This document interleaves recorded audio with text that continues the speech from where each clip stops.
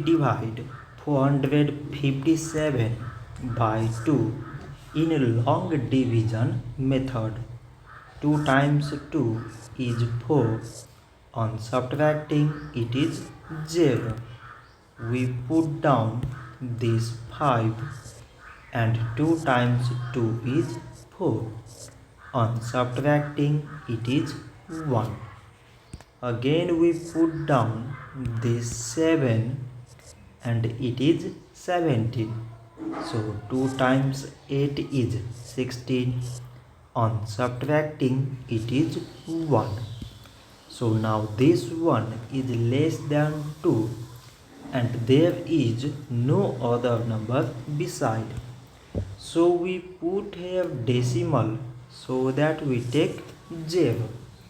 It is 10 and 2 times 5 is 10. On subtracting it is 0.